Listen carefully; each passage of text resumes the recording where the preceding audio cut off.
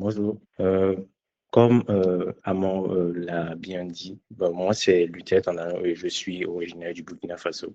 Donc, tout d'abord, j'aimerais vous te remercier Amand pour cette occasion que tu me donnes de pouvoir partager mon expérience et, comme tu l'as dit, vraiment inspirer les jeunes. Parce que c'est un domaine qui, déjà par son nom, souvent peut effrayer certaines personnes, mais il est quand même accessible. Donc, ce que je vais faire aujourd'hui, c'est ça. Donc, je vais partager mon écran et la présentation que j'avais faite.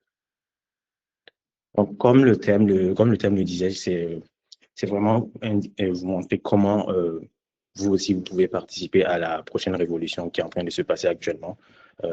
Par là, j'entends bien sûr parler du quantique, précisément de l'informatique quantique. Donc, ce sera le main focus sur lequel je vais me concentrer aujourd'hui. Comme il a bien dit, je me nomme Tandano Luther et je suis actuellement étudiant en dernière année de génie physique à Polytechnique Montréal. J'ai choisi la concentration génie quantique, mais plus tard dans la présentation, je vais un peu vous expliquer comment j'ai débuté et à la fin, je me suis retrouvé dans ce domaine-là. Donc, pourquoi nous sommes ici aujourd'hui? Comme je le disais au début, le mot quantique, souvent, ça peut intimider. Donc, déjà, quand on pense au quantique, souvent, on a des images en tête comme cet ordinateur que je présente là. Alors, ça ressemble à un vaisseau spatial, donc souvent, ça peut intimider. Et donc, ça fait que beaucoup de personnes ont des réticences envers ce domaine-là. Mais, mais le quantique, c'est pas si compliqué que ça. Je pense qu'une fois que tu y mets les pieds, en fait, tu arrives à mieux comprendre comment ça fonctionne. C'est juste que c'est contre-intuitif. D'ailleurs, là, j'ai en tête une phrase d'un célèbre scientifique qui s'appelle Richard Feynman qui disait que celui qui dit qu'il comprend la quantique n'a en fait n'a en fait rien compris. C'est à ce domaine-là, en fait, euh, est plutôt contre-intuitif dans la mesure que la façon dont on réfléchit dans ce domaine est totalement différente de ce que l'on fait dans le monde que je dirais classique. Donc, mon objectif aujourd'hui, c'est vraiment de démystifier ce domaine-là afin qu'à la fin de cette euh, conférence-là, vous puissiez avoir une idée à peu près claire de ce que c'est que le quantique, précisément l'informatique quantique, et surtout vous donner envie à certaines personnes qui juste regardent ça de loin puissent passer le pas et devenir des acteurs. Donc, essayer aussi de contribuer à cette révolution-là.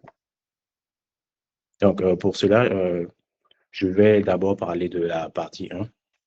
Donc, c'est un peu le plan de ce que je vous avais présenté dans la slide précédente. Je vais d'abord vous parler des opportunités que le quantique donne. Donc, au-delà du buzz, actuellement, c'est vrai que il y a beaucoup de hype autour du quantique parce que il y a beaucoup de promesses que ça nous promet. Il y a beaucoup d'applications que l'on voit, que l'on aura dans les années à venir. Même si on ne les a pas encore, je peux dire, c'est comme si on est en train juste euh, c'est quoi déjà le terme? C'est comme si juste on est en train c'est utopique plutôt. Comme si on est en train de penser à des choses qui ne sont pas réelles d'abord.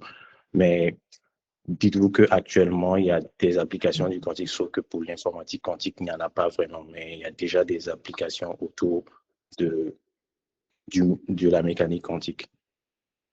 Euh, donc, d'abord, comme je le disais, il y a beaucoup d'applications autour, mais en fait, ce que le quantique va faire, c'est vraiment venir changer les règles du jeu. Ce qu'on fait avec le quantique, c'est très différent de ce que vous faites, par exemple, avec votre ordinateur classique ou l'ordinateur classique que j'utilise actuellement pour faire cette vidéo. Donc là, je vais juste mettre le point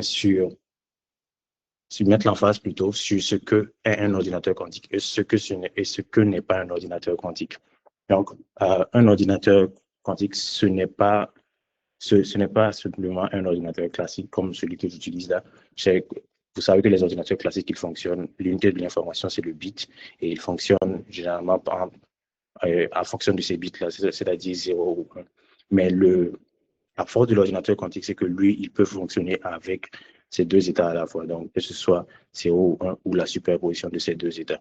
Donc là, j'ai une définition d'IBM qui définit ce que c'est que l'informatique quantique. Je la lis pour vous donner à peu près une idée. L'informatique quantique, c'est une technologie rapide, c'est une technologie en rapide évolution qui exploite les lois de la mécanique quantique pour résoudre des problèmes trop complexes pour les ordinateurs classiques. Donc, en fait, c'est comment vous devez le voir, c'est plutôt un changement de paradigme, une autre façon de penser. C'est-à-dire, il y a des problèmes que l'on n'arrive pas à résoudre actuellement avec nos ordinateurs classiques et seuls les ordinateurs quantiques permettront de résoudre ce type de problème-là. Donc, plus tard dans la présentation, je présenterai ces différents problèmes-là. Donc, juste pour donner une idée et dire que ce n'est pas tout le monde qui aura besoin des ordinateurs quantiques, ce sera des personnes spécifiques et ça sera pour résoudre des problèmes spécifiques plutôt. Donc, l'informatique quantique, c'est quoi? Là, j'ai une image d'un ordinateur quantique. Bah, ça, c'est pas vraiment l'ordinateur quantique. Généralement, quand on parle d'ordinateur quantique, c'est cette image-là que vous avez en tête, mais ce système-là, c'est ce qu'on appelle le système de refroidissement, le chandelier. C'est juste, il permet juste de refroidir la puce sur laquelle on effectue les calculs. Donc, au centre de cette image-là se trouve le processeur quantique. C'est lui, en fait, qui réalise vraiment tous les calculs. Et ce chandelier que vous voyez là, il est juste là, en fait, pour permettre à ces calculs-là d'être réalisés. Donc, qu'est-ce que l'ordinateur quantique? Ben, c'est comme la définition précédente le disait. En fait, on utilise des principes de la mécanique quantique pour pouvoir résoudre des problèmes. Et par principe de la mécanique quantique, il y a trois grands principes. Tout d'abord, on a la superposition d'états.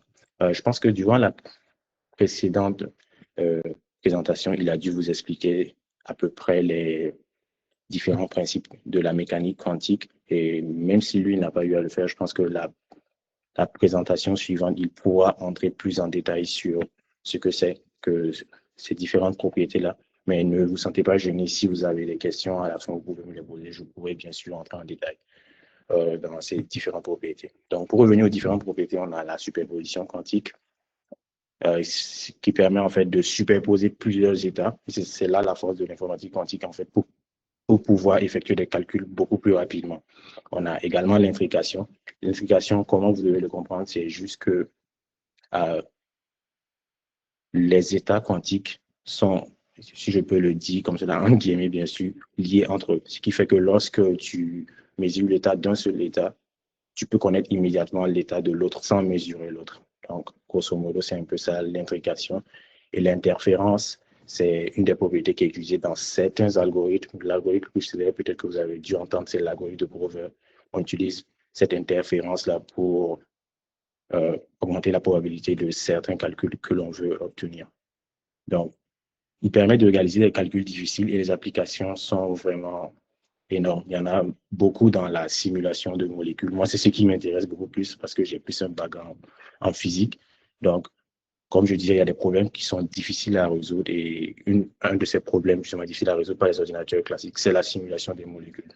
Et justement, les ordinateurs quantiques, vu qu'eux, ils opèrent à l'échelle quantique, par échelle quantique, je veux dire à l'échelle de l'atome. Donc, c'est beaucoup plus facile de simuler ces choses-là dans un ordinateur quantique que plutôt dans un ordinateur classique.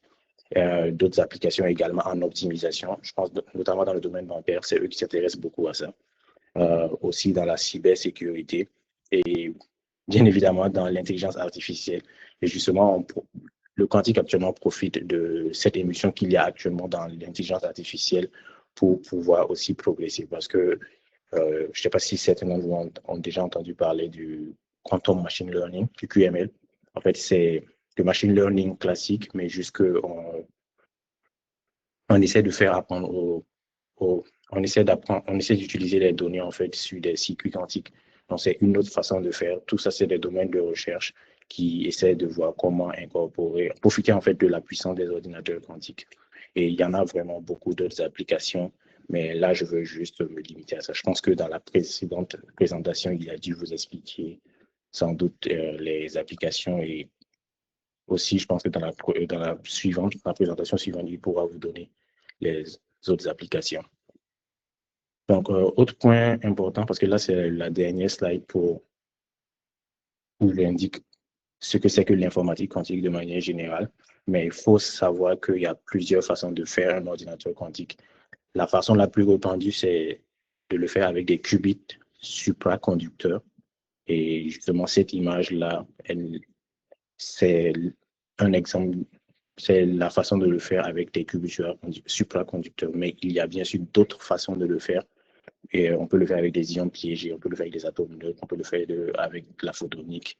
Mais dans l'industrie, ce qui est communément utilisé par les grandes entreprises, c'est cette façon de le faire. Donc, par grande entreprise, j'entends parler, bien sûr, de IBM, Google, Amazon. Maintenant, vous pouvez vous demander comment accéder aux ordinateurs quantiques. Comme je le disais, c'est pas tout le monde qui aura besoin d'ordinateur quantique et je pense même pas que quelqu'un aura un jour un ordinateur quantique chez lui dans son salon. Actuellement, pour accéder aux ordinateurs quantiques, en fait, on y accède via le cloud. Et il y a plusieurs entreprises qui mettent à disposition du grand public les ordinateurs quantiques. L'entreprise qui est vraiment très ouverte là-dessus, c'est IBM. Donc, plus tard dans la présentation, je pourrais vous indiquer comment vous-même, même actuellement, vous pouvez avoir accès à ces ordinateurs quantiques-là et lancer des programmes pour essayer de mieux comprendre. Même s'ils ne sont pas encore tout à fait bien, comment dire, même s'ils ne sont pas tout à fait au point pour réaliser certaines tâches, mais c'est quand même bien de savoir les utiliser pour le moment parce que la révolution vraiment avance très vite. Et donc, là, je vais juste vous présenter ensuite mon parcours, comment moi j'ai pu accéder à ce domaine-là, parce que de base, je ne voulais pas, j'étais pas vraiment venu ici au Canada pour faire de l'informatique quantique. Donc, mon parcours, le monde du quantique. OK, là, c'est la partie la plus intéressante que j'ai. De base, comme je le disais, je n'étais pas venu ici au Canada pour faire de l'informatique quantique.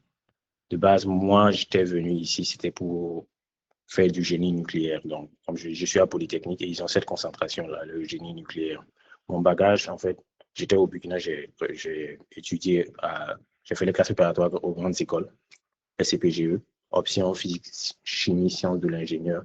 Et après ces 2 années, en fait, j'avais déjà quelques petites notions du quantique parce qu'on nous introduit ça, notamment dans les cours de physique. Euh, et donc, j'avais déjà une idée, mais ce n'était pas vraiment ce que je voulais faire. Dans ma tête, c'était je voulais venir ici, j'allais me spécialiser en ma 4e année en génie nucléaire. Mais lorsque je suis arrivé, aussi ici, dans mes cours de physique, il y a des cours, pour faire le génie nucléaire, il y a des cours de mécanique quantique qui sont obligatoires. Donc, j'ai dû faire mécanique quantique 1, mécanique quantique 2. Et lorsque j'ai fait ces cours-là, c'est là que a commencé cet attrait en fait pour le quantique. Et là, quand j'ai eu vraiment le déclic, c'est lorsque je me suis rendu compte que l'industrie actuellement, surtout dans le domaine du nucléaire, est très opaque. C'est très difficile, en fait, de pouvoir entrer dans ce domaine-là. Par contre, en quantique, c'est totalement le contraire et je vais vous le présenter dans les slides suivantes. Donc, ça déjà, c'est une manière de vous dire que c'est un domaine qui est très accessible, plus accessible que certains autres domaines. Donc, c'est un peu ça qui m'a guidé à aller vers le quantique. Et dès 2023, j'ai commencé à me former en parallèle parce que, comme je le disais, j'ai pris des cours à l'école, mais à l'école, c'est vraiment, à l'université, mais c'est vraiment des notions théoriques que l'on voyait. On faisait beaucoup d'algèbre linéaire. Il n'y avait pas vraiment d'application, il n'y avait pas vraiment des ordinateurs quantiques. Et donc, j'ai commencé à vouloir me former par moi-même. Et là, j'ai découvert, en fait, différentes communautés qui existent. Notamment la plus grande communauté qui existe actuellement dans le domaine du quantique, je dirais que je le dis ça avec des pincettes pour me corriger, mais je pense que c'est vraiment celle d'IBM. En fait, c'est une communauté qui est très active et elle organise de nombreuses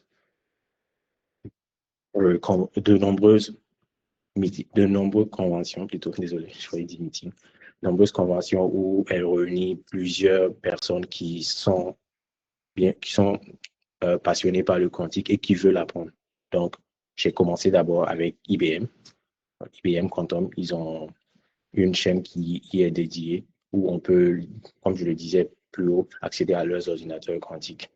Et donc, pour ce faire, j'ai postulé à un programme qui s'appelle Qiskit Advocate. Qiskit, c'est le langage qui est utilisé en fait pour programmer les ordinateurs quantiques d'IBM. Et donc, ils ont une communauté qui permet d'avoir des compétences techniques, qui permet aussi également d'avoir un réseau. Et justement, à travers tout ça, tu arrives à obtenir une certaine crédibilité pour pouvoir entrer dans le domaine. Et aussi, en dehors de ça, j'ai participé à des projets de recherche. Par exemple, ces vacances, le dernier projet sur lequel j'ai participé, c'était un projet de chimie quantique. Comme je le disais plus haut, on peut utiliser les ordinateurs quantiques pour simuler des matériaux. Donc, c'était sur ça que portait mon projet. Mais aussi à l'université, le, dans mon département, j'ai eu à faire certains projets de recherche. Donc, je dirais de manière générale que la meilleure façon d'apprendre, notamment en informatique quantique, c'est par la pratique. Parce que, comme je le dis, à l'école, vous pouvez apprendre la théorie, mais derrière, si tu n'apprends pas la pratique, c'est difficile à la fin que quelqu'un puisse t'engager. Parce que généralement, quand on veut t'engager, on te demande c'est quoi tes compétences pratiques. C'est pas la théorie que tu as eu à apprendre à l'université. OK. Slide suivant. OK. Donc, là, j'espère que j'ai pu vous transmettre en fait cette envie de vouloir vous aussi commencer cette aventure-là. Parce que, comme je le disais, c'est une communauté qui est vraiment très ouverte et il y a vraiment beaucoup.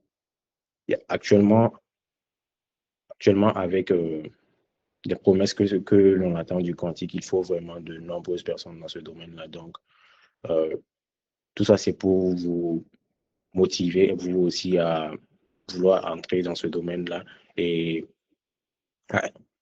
et à faire tout pour pouvoir le faire parce que non seulement il y a beaucoup d'applications qui pourront en ressortir, non seulement il y a beaucoup d'applications qui pourront en ressortir, mais aussi ça permettra justement, là, je pense, bien sûr, euh, aux jeunes comme nous de pouvoir participer à cette révolution-là, qui est comparable à celle, par exemple, d'Internet. Donc, d'abord, mon premier message pour le faire, je dirais que on ne le fait pas seul, parce que je pense qu'il y a un proverbe qui dit que seul, on va vite, mais avec les autres, on va plus loin. Donc, effectivement, pour ce domaine-là, généralement, il y a plein de ressources qui sont disponibles. Et là, je pense bien sûr à Africa Quantum Consortium, je pense qu'il fait partie de ce séminaire-là. C'est vraiment une belle communauté, même si je n'y ai pas encore vraiment pris part, c'est à moi qui me l'a introduit. Mais je sais qu'ils ont des meetings réguliers qu'ils font. Donc, déjà, ça peut vous permettre en fait de rencontrer des personnes qui sont dans ce domaine-là et vous pourrez discuter avec eux et mieux apprendre. Au-delà de ça, il y a également Wiser. C'est aussi un groupe au même titre que Africa Quantum Consortium, mais il est plus situé à Washington. Et il organise chaque été des cours de quantique. Mais ça ne va pas juste, c'est pas juste des cours. Il propose également des ateliers pratiques et même des projets collaboratifs que vous devez présenter à la fin. Donc, je trouve que c'est vraiment la meilleure façon d'apprendre, apprendre avec les autres. Parce que dans ce domaine-là, apprendre en silo, c'est vraiment très difficile. Donc, comme je le disais plus tôt, c'est une communauté, la communauté quantique, et c'est vraiment ce que j'ai apprécié dans ce domaine-là. C'est une communauté qui est très ouverte, très collaborative. J'aurais pas pu faire pareil, j'aurais pas pu trouver, par exemple, une communauté pareille si j'étais resté en génie nucléaire. Mais en quantique, il y a tellement de personnes inspirantes, tellement, comment dire, de ressources qui sont là, qui fait que même en dehors des cours que tu prends, même si tu n'as pas pris de cours, si tu n'as pas fait de cours de mécanique quantique, tu peux déjà avoir une idée de comment ça fonctionne et toi aussi essayer d'apporter ta pierre à l'édifice. Donc là, c'est par exemple un projet de recherche que j'ai eu à faire cet été. On était de nombreux étudiants à participer à ce projet-là et beaucoup n'avaient même pas de background en physique. Donc, je vous dirais qu'il y avait juste peut-être que deux étudiants qui avaient des backgrounds en physique. Il y avait même un étudiant qui était dentiste qui a participé. Donc, tout ça pour dire que c'est une communauté qui est vraiment ouverte et il faut en profiter. Donc, là, je vous présente quelques ressources concrètes que vous pouvez utiliser euh, pour mieux apprendre. Comme je le disais plus tôt, là, je pense qu'actuellement sur le marché, la ressource la plus facile et gratuite, bien sûr, c'est IBM Quantum. Donc, ils disposent de plusieurs ressources, notamment une chaîne YouTube où ils diffusent la majorité de leurs cours. Ils organisent également chaque été ce qu'on appelle le Quantum Summer School. Donc, c'est justement une semaine, c'est 2 semaines intensives où vous suivez des présentations de personnes qui sont dans le domaine du quantique. Vous apprenez à programmer avec Qiskit. Et ce qui est vraiment cool, c'est qu'à la fin, vous obtenez des certifications gratuites. Donc, il faut juste que tu arrives à faire les laboratoires qui sont donnés durant ce Quantum Summer School. Donc, justement, moi, à titre personnel, c'est par ça que j'ai commencé, mais c'est en 2023. Donc, c'est une communauté qui est là, je pense. Les Summer School ont commencé depuis 2021 et chaque année, ça ne fait que grandir, ça s'améliore de mieux en mieux. Donc, je dirais que c'est une façon de pouvoir déjà commencer dans ce domaine. Et justement, comme je le disais aussi, ils ont accès à des ordinateurs quantiques gratuitement, ce qui est vraiment bien parce que s'il allait nous faire payer, bon, ça serait vraiment très cher. Mais au-delà de ça, il y a également une autre communauté qui est autour, qui s'appelle, c'est pas vraiment une communauté, désolé, c'est plus un site également comme IBM Quantum, mais qui s'appelle Penny Lane. Donc, c'est les deux principaux langages, je dirais, que les entreprises regardent actuellement si tu veux travailler dans le quantique, c'est-à-dire Qiskit et Penny Lane. Et également, là-bas, ils mettent à disposition de nombreux notebooks qui permettent justement d'avoir les notions du quantique et de pouvoir les appliquer sur des ordinateurs réels. Au-delà de ça, il y a également d'autres petites entreprises qui utilisent des architectures différentes, comme Candela ou Pascal, que vous pouvez utiliser. Et maintenant, le point le plus important, je dirais, dans ce domaine, ça serait le réseau. Je pense que le réseau, c'est vraiment quelque chose de très important. Certes, tu peux être très bon à l'école, avoir de bonnes moyennes, mais à la fin, quand tu n'as pas un réseau, c'est vraiment difficile. Et donc, là, le meilleur réseau que je conseillerais, c'est vraiment Africa Quantum Consortium. Donc, lui, je pense, avec les différentes réunions que l'on fait, tu pourras en fait approcher certaines personnes pour pouvoir, après, essayer d'aller au-delà de ce qui se dit juste dans les réunions et essayer toi aussi de pouvoir entrer dans ce domaine. Et au même titre que l'Africa Quantum Consortium, le programme WISER dont je vous parlais également, c'est un programme euh, qui, qui est organisé chaque année. Par exemple, cette année, comme vous pouvez le voir, il a eu lieu du 2 juin au 30 juillet. Et c'était juste les lundis et mercredis. Et il y avait vraiment plusieurs invités de qualité et il y avait des certifications obtenues à la fin. Il fallait juste réussir les laboratoires et souvent les questions de cours qui étaient données. Et c'était également l'occasion de travailler en équipe. À cette dernière ressource, je parlais d'Office Hour. Office Hour, c'est aussi également un consortium qui réunit plusieurs entreprises, mais ils offrent des, ils offrent des heures de consultation, comme ils le disent, mais c'est uniquement réservé aux étudiants, donc aux personnes comme nous, où vous pouvez avoir accès à des ressources, aller discuter avec des personnes qui sont dans le domaine, qui pourront vous donner des conseils, qui pourront être vos mentors et vous coacher. Donc, tout ça, ce sont pas mal de ressources qui pourront, par exemple, aider quelqu'un qui voudrait lui aussi commencer dans le domaine du quantique. Je pense que plus tard, j'enverrai des liens dans le groupe WhatsApp de ces différentes ressources-là pour que ceux qui sont intéressés, bien sûr, puissent pouvoir avoir accès. OK, donc mon premier conseil mes conseils plutôt pour démarrer, ça serait d'abord de ne pas avoir peur. C'est comme je le disais au début, le quantique, ça peut déjà faire peur. J'ai essayé de ne pas mettre les équations qui font peur dans toute la présentation, mais il faut juste aller au-delà de ce blocage-là, parce que ce qu'il y a au-delà de ça, c'est vraiment incroyable. Donc, je dirais d'abord de ne pas avoir peur, de rejoindre une communauté, ça c'est très important, comme je le disais, ça ne se fait pas seul. Et là, je pense, j'insiste encore sur Africa Quantum Consortium, c'est une très belle communauté qui est active. Donc, ça, c'est une des communautés, mais il y a bien sûr d'autres communautés que vous pourrez rejoindre. Aussi, aussi je dirais, soyez curieux parce que je pense que Amon le disait, c'est généralement de poser des questions aux conférenciers parce que généralement les personnes aiment ça. Le fait d'être curieux, en fait, ça motive les gens à être, je dirais, à te donner plus d'attention, donc à te donner plus de crédit. Là, c'est par exemple, j'ai mis des images de différents programmes auxquels j'ai eu à participer cet été. Le premier, c'est bien sûr IBM Quantum Summer School. Donc, n'hésitez pas à poser des questions, même si elles peuvent paraître idiotes, les conférenciers adorent toujours ça.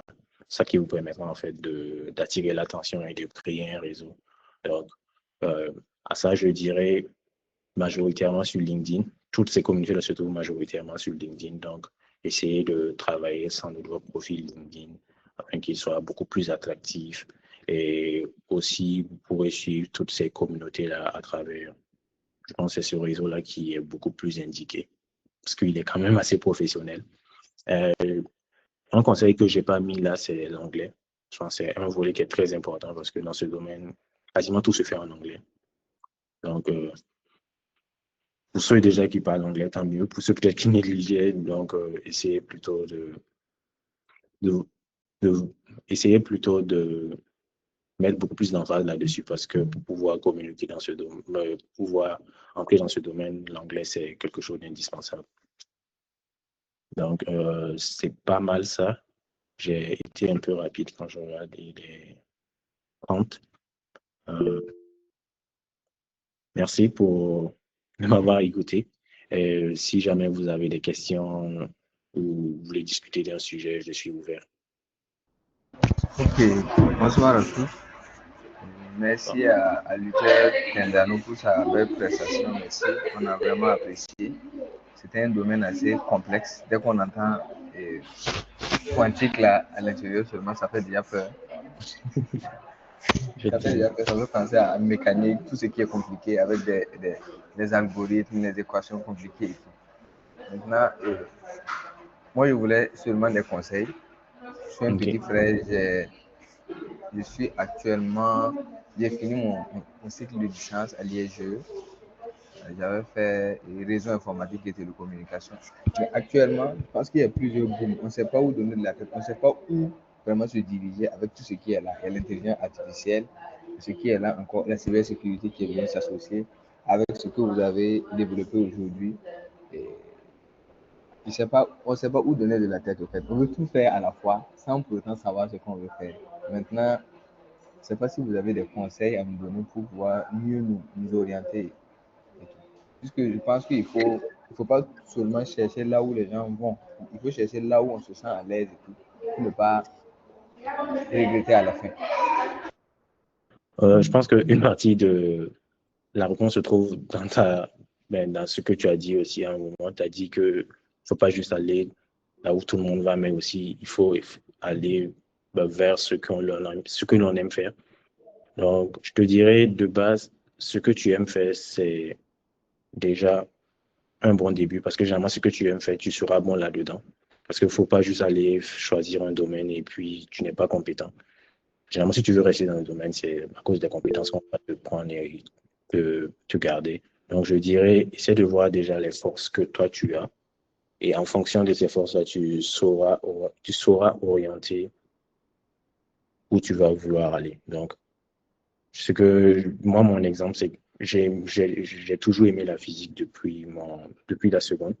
Donc, normalement, je me suis dirigé vers tout ce qui a connotation physique. Donc, le quantique, c'est un des domaines de la physique moderne.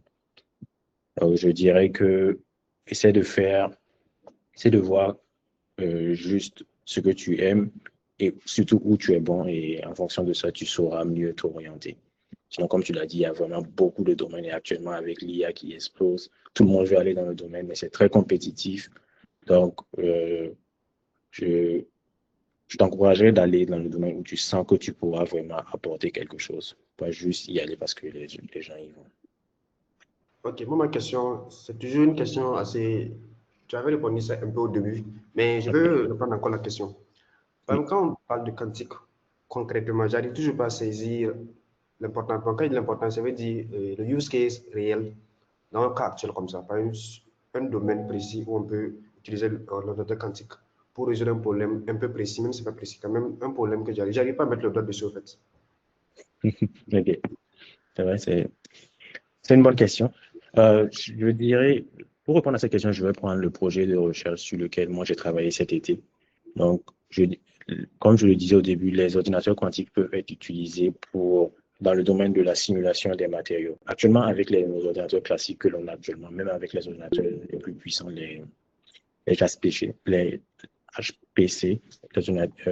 on n'arrive pas à simuler les molécules dans leur entièreté. On est limité en fait par la puissance de calcul. Et l'exemple sur lequel moi j'ai eu à travailler cet été s'appelle le graphène. Je ne sais pas si vous le connaissez. C'est un matériau constitué d'atomes de carbone. Mais justement, il pourra servir éventuellement à remplacer tout ce qui se passe autour des semi-conducteurs, notamment au niveau du silicium, parce qu'il présente les mêmes propriétés électroniques. Cependant, pour pouvoir le faire, il faut d'abord essayer de le simuler. Donc, moi, j'ai essayé de faire ça avec un ordinateur quantique. Mais comme je le dis, actuellement, les ordinateurs quantiques que l'on a à notre disposition ne sont pas vraiment performants. On est dans une ère que l'on appelle NISQ, c'est-à-dire Noisy Intermediate Scale Quantum. C'est pour dire que les ordinateurs que l'on utilise actuellement, certes, ils fonctionnent, tu peux exécuter des programmes là-dessus, mais ils sont bruyants, il y a beaucoup de bruit, ce qui fait que les résultats que tu obtiens à la fin ne sont pas vraiment concluants. Donc, ça, c'est par exemple un, un des use cases que je peux citer, mais c'est le use case qui m'intéresse le plus, mais c'est parce que je suis plus suisse, mais je te dirais que, par exemple, en banque, ils l'utilisent également aussi dans l'optimisation, par exemple, de leur portfolio. Donc, ça, c'est des exemples. Je ne sais pas s'ils sont assez précis pour toi, mais c'est des exemples de l'informatique quantique. Mais en dehors de ça, comme je le disais au début, il y a d'autres applications qui existent déjà actuellement, qui utilisent, qui exploitent plutôt la mécanique quantique. Par exemple, il y a des radars, je sais pas si, des radars qui fonctionnent à partir de ces principes-là. Eux, ils sont déjà commercialisés. Et je pourrais te citer aussi une entreprise que je connais ici qui s'appelle SB Quantum. Ils fabriquent des capteurs magnétiques. Mais justement, comment ils arrivent à fabriquer ces capteurs, c'est à partir du principe de la mécanique quantique. Cependant, en informatique quantique, il n'y a pas vraiment de réelles applications qui te donnent vraiment un avantage économique actuellement, mais c'est le domaine qui est beaucoup plus prometteur. Ok, je vois très bien, je vois très bien. En gros, c'est l'avenir qu'on construit actuellement, alors. Exactement, c'est ça. D'accord. Merci pour la réponse. Alors, merci beaucoup pour ta présentation, Luther. C'est intéressant, et ton parcours et tes réalisations, et c'est à féliciter. J'ai peut-être quelques petites questions sur ta présentation, notamment ton parcours. Et Okay. voilà. D'abord, j'aimerais savoir, en tant qu'étudiant en informatique quantique, tu interviens à quel niveau? C'est-à-dire, est-ce que tu essaies de manipuler des softwares pour essayer de les adapter aux ordinateurs quantiques? Ou bien est-ce que tu interviens directement dans le hardware, tu essaies de voir comment on peut améliorer le fonctionnement de ces ordinateurs? Ça, c'est la première question. OK. Tu préfères que je réponde en même temps ou tu vas... Si tu veux, Oui, je pense que c'est mieux, sinon je risque de perdre le fil avec les questions. OK, mais ça, c'est une bonne question et ça me rappelle que ma présentation n'était pas complète. Actuellement, je suis en stage dans une entreprise justement qui fabrique des ordinateurs quantiques, mais avec une technologie, une autre façon à eux de faire. Donc, je te dirais que je suis étudiant, mais plus en ingénierie quantique. C'est pas vraiment... L'informatique, ça fait partie, mais l'ingénierie, c'est beaucoup plus grand. Donc, je suis plus focus actuellement sur le hardware quantique parce que, comme je l'ai dit, les ordinateurs que l'on utilise actuellement n'ont pas de réelles applications parce qu'ils produisent beaucoup de bruit. Donc, les résultats que l'on obtient à la fin ne sont pas vraiment utiles. Et l'entreprise justement dans laquelle je fabrique, le but, c'est vraiment de pouvoir délivrer des ordinateurs quantiques tolérants aux fautes d'ici 2030. Et donc, je travaille vraiment à améliorer la qualité du matériel. Et ça passe justement par du travail en laboratoire et aussi par du codage. Parce que lorsque tu écris un programme quantique, comment, à travers ce programme-là, l'ordinateur quantique arrive à te donner un résultat. Là, c'est des personnes comme moi dans le domaine dans lequel je suis, c'est-à-dire niveau hardware, qui programme en fait comment interroger l'ordinateur quantique pour qu'il te donne une réponse. Donc, principalement, c'est ce que je fais. Je ne sais pas si ça te OK. dit un peu plus. Oui. Ouais, ça répond à la question. Ok. D'accord. Et ma seconde question, tu as un peu parlé de simulation avec le graphène, qui est un type de matériau que tu essaies d'étudier. Et moi, je suis un peu aussi dans le domaine des matériaux et la principale difficulté, c'est qu'il y a, euh, je dirais, autant de, il y a il y a un nombre élevé d'atomes en fait. Généralement, quand on s'intéresse à l'étude d'un type de matériau particulier, on essaie de faire des combinaisons avec les éléments du tableau périodique. Donc, tu as parlé de simulation. Est-ce que euh, ça veut dire quoi exactement? C'est quoi tu fais exactement? Parce que je suis un peu, voilà. Ok. Je vais essayer de ne pas trop entrer dans... Je vais quand même essayer d'expliquer. C'est juste que peut-être pour quelqu'un qui n'a pas trop de notions physiques, ça sera un peu compliqué. Mais ce que j'ai eu à faire ce que j'entends plutôt par simulation dans un ordinateur quantique, d'abord, ça passe par l'hamiltonien. Je ne sais pas si ceux qui ont déjà entendu parler de ça. L'hamiltonien, en fait, c'est une quantité qui représente l'énergie de quelque chose. Et là, par exemple, j'essaie de représenter l'hamiltonien du graphène, c'est-à-dire son énergie. Et c'est ça que j'entre euh, en données dans l'ordinateur quantique. Et l'ordinateur quantique va maintenant essayer de simuler à partir de l'hamiltonien, parce que l'hamiltonien, il permet en fait de représenter la structure de ma molécule de graphène. Il va à partir de cette structure-là me donner la meilleure, il y a plusieurs combinaisons qui sont possibles. Il va essayer de me donner la meilleure combinaison qui est à l'état d'énergie la moins faible, parce que généralement, l'énergie la moins faible correspond à l'énergie fondamentale. Donc, au début, ce qu'il faut faire ce que tu dois entendre par simulation, c'est que tu essaies de représenter la molécule que tu veux, tu l'entres dans l'ordinateur quantique, et l'ordinateur quantique va te donner des résultats qui représentent la meilleure, comment dire, la forme la plus stable.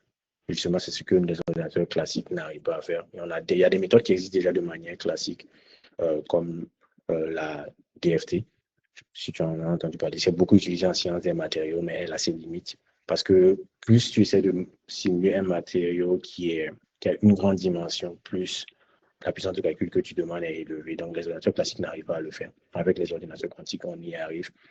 Et donc, à partir juste de la miltonien que j'écris, et là, ça demande beaucoup de mathématiques. Il y a des principes derrière que l'on utilise. Je n'ai pas envie d'entrer dans les détails, mais à partir de ça, tu arrives à les mettre dans ton ordinateur quantique et tu as des réponses. Mais les réponses actuellement, comme je le disais, que l'on obtient ne sont pas vraiment bonnes parce que les ordinateurs quantiques sont beaucoup bruyants. Ils sont très fragiles, en fait. Donc, c'est la raison pour laquelle vous voyez tout le temps le gros frigo que je présentais au début de la présentation. C'est juste là, en fait, pour permettre de protéger les qubits qui sont utilisés dans les calculs.